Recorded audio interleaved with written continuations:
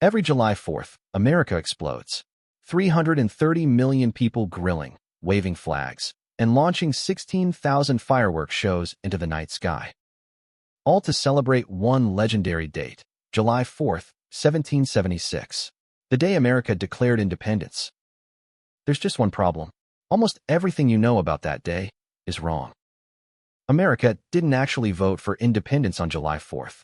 The famous Declaration wasn't signed that day either. And the most famous story of all, the Liberty Bell ringing out freedom, never happened. By the end of this video, you'll know the real story, including the eerie coincidence on July 4th, 1826, that made an entire nation believe God himself was sending a message. Let's rewind. It's 1775.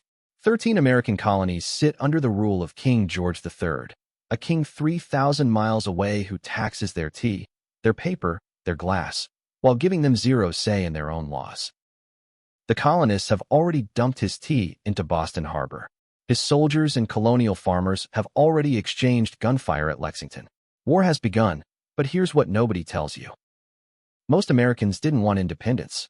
Historians estimate the colonies were deeply split: patriots, loyalists who backed the king, and a huge group in the middle just hoping it would all blow over. Declaring independence wasn't destiny. It was a gamble that could get every signer hanged for treason. Then, in January 1776, a broke former corset maker named Thomas Paine published a pamphlet called Common Sense. It said what no one dared say out loud: kings are frauds, and America should rule itself.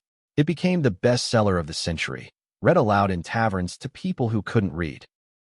By summer, the momentum was unstoppable.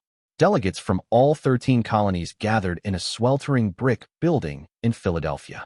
And on July 2nd, not the 4th, they voted. America was free. John Adams was so sure July 2nd would be the date remembered forever. He wrote to his wife Abigail that it would be celebrated with parades, bells, and illuminations for generations. He got the celebration exactly right, and the date completely wrong. Quick pause. If you're enjoying the real history they skipped in school, hit subscribe. Every week, I break down the stories behind the stories. Now, why do we celebrate the 4th? The answer is paperwork. The vote happened July 2nd, but the document explaining why, the Declaration of Independence, drafted by a 33-year-old Thomas Jefferson, wasn't formally adopted until 2 days later. July 4th is on the paper, so July 4th got the glory. When the Declaration was read aloud in New York days later, crowds got so fired up they tore down a giant statue of King George and melted it into 42,000 musket balls. They literally shot the king back at his own army. And the Liberty Bell ringing on July 4th? Pure legend, invented by a children's story decades later. Nothing rang that day. Even the famous signing is a myth. Most delegates didn't sign until August 2nd, and the last signature came years later. When they did sign, they were signing their own death warrants. That's why John Hancock's signature is so famously huge. Legend says he wanted the king to read it without his glasses. Benjamin Franklin put it darker: we must all hang together, or we shall all hang separately. And hang they nearly did. The war lasted 7 more brutal years. Washington's army froze at Valley Forge. The British captured Philadelphia, the very city where independence was declared.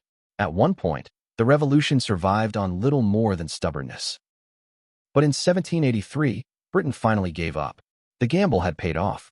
A collection of rebellious colonies had beaten the most powerful empire on earth, and the 4th of July became the birthday of a nation. Now for the part that gave America chills.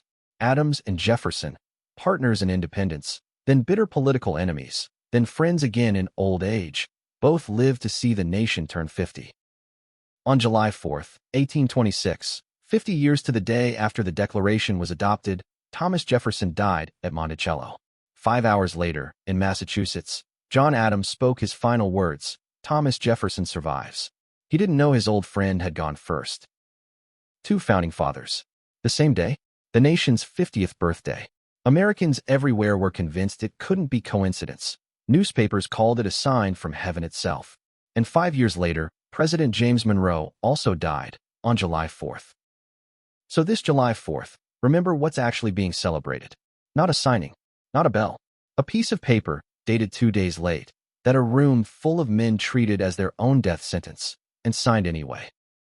And if you think a nation's history hides secrets, wait until you see what one small island in Japan is hiding. That story is on your screen right now.